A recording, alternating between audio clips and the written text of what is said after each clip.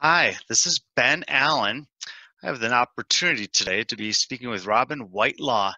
I met Robin a few months ago at the Denver Advisory Board meeting that Peter Tedstrom had invited me to, and found out that he had a unique approach to sales. He has a methodology that I spent some time with him over the last few weeks learning more about this. I found it fascinating.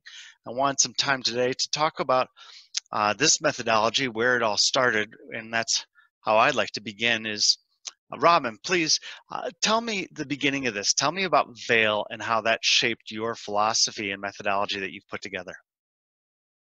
Well, first, Ben, thank you very much for having me on your show. I think this is a really cool thing that you're doing, and I'm glad to be participating. And great question. I back in the mid '80s,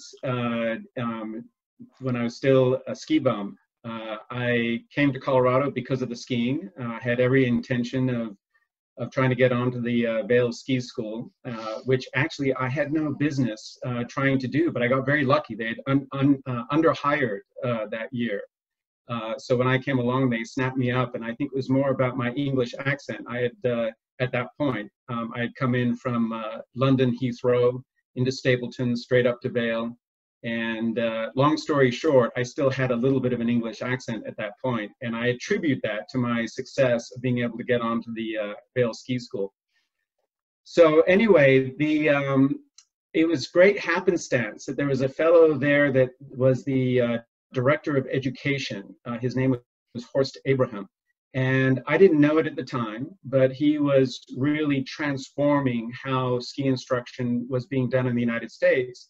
And then ultimately, what he did for the American teaching method, the ATM, ended up changing how ski instruction was done around the world. So as a 20-year-old, I didn't have any idea that I was in such a special place, but I was, and I got to spend a lot of time with Horst. And one of the things that he did that was transformational was really getting instructors to focus on the teaching aspect of skiing rather than the mechanics of skiing. And he really took it from the role of instructor being kind of very charismatic person that would often say pretty much, look at me and follow me. He actually helped us understand how people learned. And he was an MBA of behavioral sciences and education. And long story short, he broke learning down, or our teaching down, into 6 different styles. And the style that made the biggest impression on me was a style that he referred to as guided discovery. And guided discovery, if it's okay, if you're into this, I'm going to use like a real teaching scenario to Yeah, help explain please. what guided discovery is. Is that, You bet. yeah, that's okay? Okay, so a standard command style way of teaching someone to ski bumps, right? We're in Colorado. Hopefully there's a lot of people listening here that would like to ski bumps better. So if I was your instructor, if I was going to command you to ski bumps better, I would take you into some bumps. And then one thing that is of critical importance to being able to ski bumps well, believe it or not, this will be surprising to many, is it's getting off your edges. In other words, skiing on a flat ski allows your ski to be way more maneuverable, and it allows you to control your speed because of that maneuverability.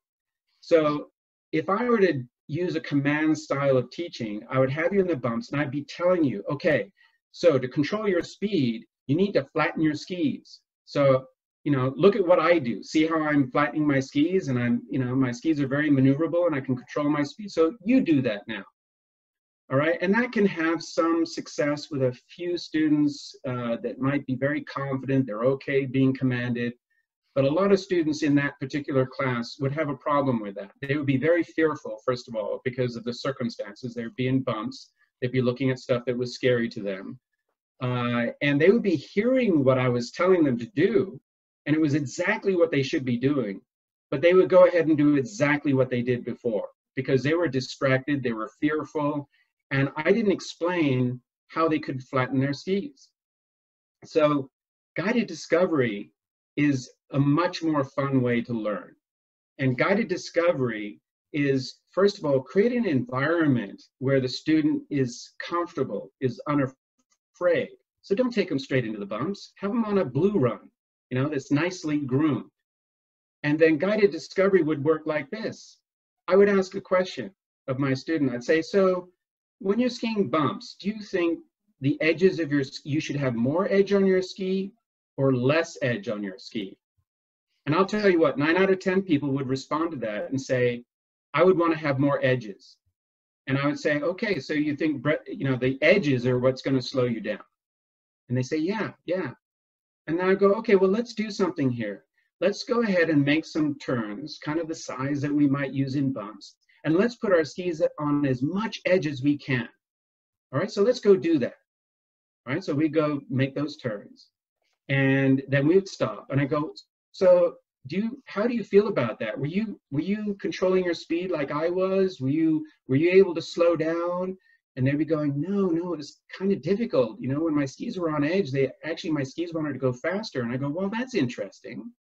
All right, so I'll tell you what, let's go ahead and make some more turns. But this time, I want you to think about your ankles getting really soft and flat.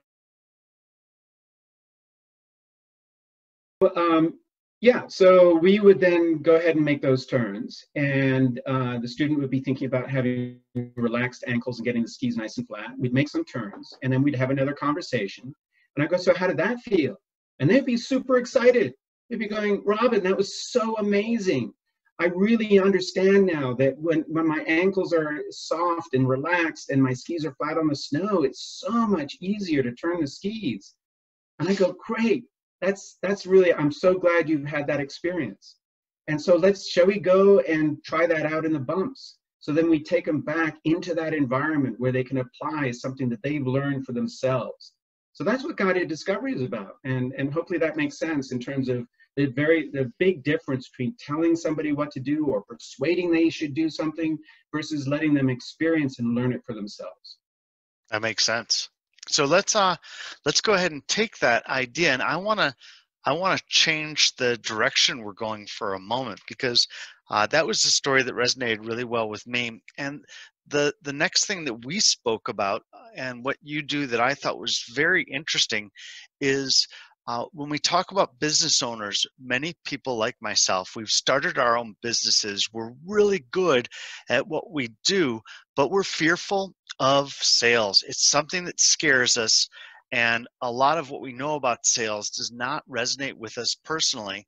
Tell me how your knowledge and your research has changed that for business owners. Yeah, that's a great question, Ben. And I think what my experience has shown me is that a lot of business owners, they got into business because of a technical ability of theirs. So they might be an engineer that started an engineering company, or they're an attorney that started a law practice. Professionals that decided, hey, there's an entrepreneurial piece to me, and I want to start a business, and I want to grow a business. And they might well have had very little experience in the area of sales and business development. And so that aspect, of course, we have to engage new clients. And that aspect of trying to engage clients, what are they going to do? They're going to turn to the concept of conventional sales. And the reality is, in my view, and this is just based on 20 plus years of experience and being around different people, and also my background is engineering. And although I spent a lot of time in sales and business development, and I like business owners, aren't really that comfortable with the conventional sales process, which is essentially gather some information, understand what the points of pain and need are of your prospective client, and then present to them ideas and solutions, or even a product that will solve that pain. Be ready for that prospect to have questions or even objections, and then it's your job as a salesperson to overcome those questions and objections and close the deal. And there are all kinds of different training programs out there to help people do that. A lot of business owners are like myself, and I felt that that created somewhat of a confrontational environment. Sometimes I was, through the sales training that I was done, I was encouraged to use tactics and techniques that felt, to me, a little bit manipulative. And that just wasn't who I was. And I'm finding that a lot of business owners are more like me in that respect. So I found that if I started to really engage with people. I'm sorry, what was that, Ben? I was telling my daughter to be quiet because we're recording. Okay. Keep going, Robin. So I got confused. I thought maybe my voice was too high. So I just found that if I could be more conversational, be more naturally curious, and then really use some of those things that I learned as a ski instructor to guide people to evaluate for themselves what their needs were, it made me more comfortable in the process of learning whether or not what I had to offer could be of value. But it wasn't going to be my decision. It was going to be the decision of my prospective client.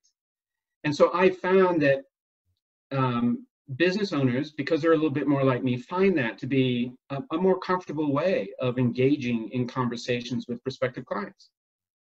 It makes sense.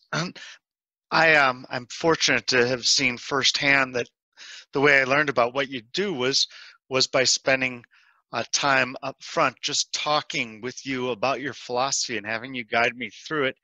And I have to agree very much that it's different than the I learn pain and I take care of the objections and then I try for the close. And I guess my takeaway was simply that the goal is really to help these prospects of ours sell themselves. And it's supposed to be an effortless process, but I always believed that it was tougher than that. And it was nice to see that your formula, your methodology really is all about just working alongside them. And if what you have doesn't, if the prospect doesn't need your services, well, you're not going to sell the deal.